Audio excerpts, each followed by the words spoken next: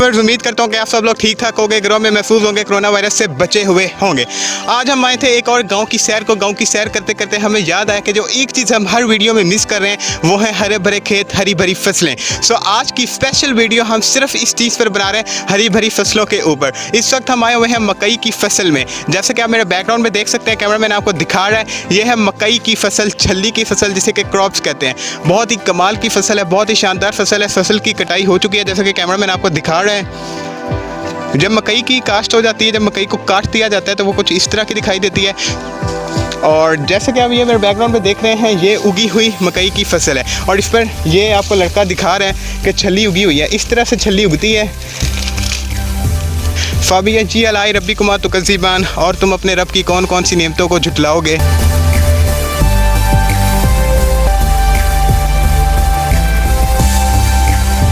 पर्दों से निकाल कर जब मकई को काटा जाता है तो यहाँ धूप पर रख दिया जाता है ताकि मकई को सुखाया जाए। सो जितनी ज़्यादा इन दानों को धूप लगेगी, जितना ज़्यादा इनको सुखाया जाएगा, उतना ज़्यादा इसका रेट ज़्यादा लगेगा। फिर यहाँ पर जैसे कि आप देख रहे हैं, ये काफ़ी सारी छलियाँ पड़ी हैं, क्रॉप्स पड़ी हुई हैं। अब यहाँ पर मशीनें आ जाएंगी, मशीनों को स्पेशल मंगवाया जाता है, डेरों वगैरह पर खड़ी होती हैं। सो वो मशीनें आएंगी, उनमें ये छलियों को ऐसे डाल दिया जाता है।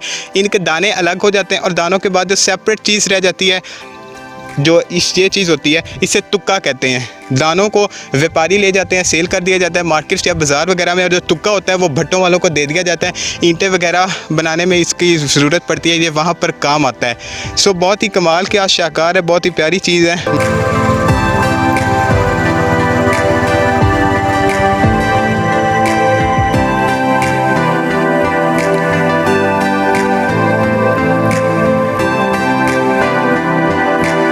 इस वक्त हम बैठे हुए हैं बरसीन की फसल, और ये सर्दियों की फसल होती है। बरसीन खरगोश वगैरह बहुत शौक से खाते हैं, और इसके अलावा बहुत से जानवर हैं ये लाइक दैट के चारे का काम करते हैं। बहुत से जानवर हैं जो बरसीन को बहुत शौक से खाते हैं। ये जैसे कि कैमरामैन आपको दिखा रहा है, ये बरसीन की फसल है, बहुत ही प्यारी फसल है, बहुत ही कमाल की फसल है।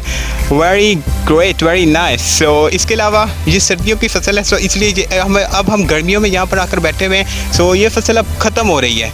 सो अगर इस साइड पे आप आ जाते हैं, लाइक दैट, जो ये फसल है, ये फसल है जी, इसे कह सकते हैं भैंसें जो चारा खाती हैं, ये चरी की फसल है। चरी जो भैंसें वगैरह चारा खाते हैं या बहुत से जानवर चारा खाते हैं। सो भैंसों के लिए जो स्पेशल फार्मर्स होते हैं या जो भी होते हैं, डेरे वगैरह पे मुलाजिम काम कर रहे होते हैं, वो यहाँ पर आते हैं, यहाँ पे आके फसल को काटते हैं, फसल को काट के लेके जाते हैं, फिर वहाँ जाके जानवरों को डालते हैं और जानवर ये फसल खाते हैं। अब हम यहाँ से, ये गर्मियों की फसल है इसलिए ये अभी भी आपको हरी भरी और ऊँची ऊँची नज़र आ रही है। जो ये फसल है, ये है जी बरसीन की फसल। ये अब सर्दियों की फसल होती है, सो ये आपको ख़त्म सी नज़र आ रही है। सब हम यहाँ से बाकी मज़ीद फसलों की तरफ मूव करते हैं। Let's go, cameraman. Okay.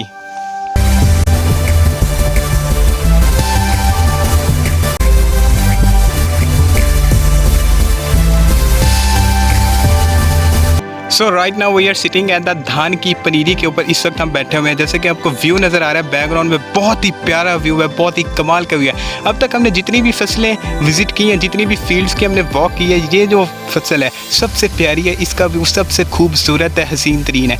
ये है जी लाइक दैट के, इसे कहते हैं धान की पनीरी, यानी चावल की फसल है। ये चावल की फसल का जो पहला स्टेप होता है वो ये होता है। अब यहाँ से जो ये चीज़ है, ये इसको 1 माह भी लगेगा, 1 माह बाद ये ग्रो अप हो जाएगी, बिल्कुल तैयार हो जाएगी। फिर इसको यहाँ से लाइक उखाड़ दिया जाएगा, पुट दिया जाएगा। पुटने के बाद इसको एक दूसरी फसल है उसमें फिट कर दिया जाएगा, मतलब सबमिट कर दिया जाएगा। यहाँ से उखाड़ने के बाद वहाँ पे इसको बोया जाएगा, तो फिर वहाँ पे चावल की फसल तैयार होगी। ये है धान की पनीरी, चावल की फसल का जो पहला स्टेप होता है, जो बेसिक है, वो ये चीज़ है। सो इसको अभी 1 महीना लगेगा ग्रो अप होने में। अभी ये बिल्कुल ही नई उगाई गई है, इसको अभी मुश्किल से 2-4 हफ्ते हुए होंगे। सो 1 माह बाद इसको उखाड़ा जाएगा, एक दूसरी फसल में सबमिट किया जाएगा, फिर वहाँ पर जाके चावल की प्रोडक्शन होगी, ग्रो अप होगी।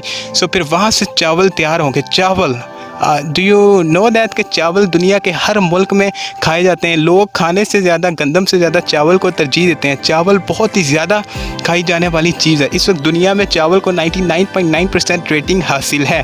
गंदम से भी ज़्यादा चावल को पसंद किया जाता है दुनिया के हर हिस्से में, दुनिया के हर कोने में। खुद हमारा कैमरामैन चावल बहुत शौक से खाता है, इवन कि मैं भी खा लेता हूँ, बट इतने शौक से नहीं, but I also like that. So ये वो फसल है इस फसल को अगर आपने नहीं देखा तो फिर आपने दुनिया में कुछ नहीं देखा। सो ये फसल कैप्चर करना बहुत ज़रूरी थी, क्योंकि ये चावल जैसे उगते हैं, कैसे उगते हैं, चावल भी ज़मीन के अंदर उगते हैं, फसल ऐसे इस तरह ज़मीन के अंदर उगते हैं और फिर ग्रो अप होते हैं। सो इसका पहला स्टेप होता है, फिर इसका दूसरा स्टेप होता है, फिर ये शहरों में जाके बिकते हैं, बाज़ारों में बिकते हैं, इंपोर्ट होते हैं, एक्सपोर्ट होते हैं। So that's the production of चावल। जानिब आप देख रहे हैं धान की पनीरी, मतलब चावल का बेसिक स्टेप, आई मीन के फर्स्ट स्टेप। दूसरी तरफ आप देख रहे हैं ये वो फसल है जब इसको यहाँ से 1 महीने बाद पुट के, मतलब इसको यहाँ से उखाड़ के यहाँ पे ले आया जाता है। सबसे पहले इस जगह को पानी से भर दिया जाएगा, इस जगह पे पानी पानी हो जाएगा। अब ये फसल रेडी है, अब यहाँ पे सिर्फ पानी को डाला जाएगा, पानी हो जाएगा इस पूरी फसल में जो आपको नज़र आ रही है। फिर यहाँ पर वो धान की पनीरी का जो फर्स्ट स्टेप है वो यहाँ पे ला के सबमिट कर दिया जाएगा, मेरा मतलब कि बो दिया जाएगा। फिर उसके 1-2 माह बाद चावल की फसल रेडी हो जाएगी। इस तरह से चावल ग्रो अप होते हैं। मेरे कपड़े भी ऑलमोस्ट सारे गंदे हो चुके हैं, घर से डांट पड़े ही पड़े हैं। सो अब यहाँ से मूव करते हैं, चलें cameraman, let's go. So viewers, आज की जो वीडियो थी उसके लिए हमें जो स्पॉन्सर किया था, जिस भाई ने हमें इन्विटेशन भेजा था, वो ये हैं, एक है अहमद भाई, दूसरे अहमद सईद भाई हैं, और तीसरा हमारा कैमरामैन है। आज की वीडियो को तो नहीं, खैर जो फसल वाली वीडियो थी उसको हम यहाँ पे एंड करते हैं।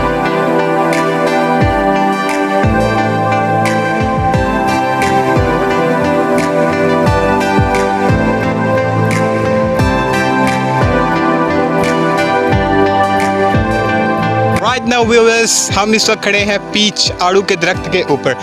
जो आड़ू होता है वो दरख्तों पर उगता है। खैर अनबिलीवेबल, मुझे लगा कि शायद ये भी स्ट्रॉबेरी की तरह शायद फसल में या खेत वगैरह में उगता है, लेकिन मैं बिल्कुल गलत था। जो ये वहमो गुमान बहुत से लोगों के, वो बिल्कुल गलत है। जो आड़ू होता है वो दरख्त के ऊपर उगता है। आज मैंने अपनी आंखों से देखा, जैसा कि मैं आपको दिखाने जा रहा हूँ, साबित करने जा रहा हूँ। सो कैमरामैन थोड़ा मूवमेंट यहाँ पे करो, ये देखें, जैसे कि आप ये देख सकते हैं, दिस इज़ कॉल्ड द आड़ू। ये अभी कच्चा है, अभी ये पक्का नहीं है। आज से ऑलमोस्ट कब उगेगा ये?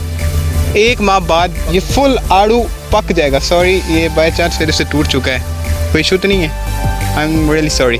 सो ये आड़ू मेरे से टूट चुका है, लेकिन फिर भी एक सैंपल के तौर पर मैं आपको दिखाने के लिए वीडियो की थोड़ी शो बन जाएगी। ये वो आड़ू है, कच्चा आड़ू। इसका जो बाद में कलर आता है रेड सा आता है और येलोविश कलर हो जाता है, आड़ू पक जाता है। आड़ू का जो टेस्ट होता है एक अपना होता है, एक अपना जायका होता है, एक मखसूस जायका होता है। सो आड़ू सेहत के लिए भी बहुत मुफीद है। आड़ू आपको रोज़ एक खाना चाहिए, अगर आड़ू का सीज़न है तो, इफ़ नहीं है तो नहीं है। सो ये आड़ू का दरख्त है, बहुत ही प्यारा दरख्त है और बहुत ही बड़ा दरख्त है। इस पे ऑलमोस्ट कोई 500 से 1000 आड़ू उगेंगे। और इसके अलावा इस साइड पे भी दरख्त हैं, ये सब आड़ू के दरख्त हैं।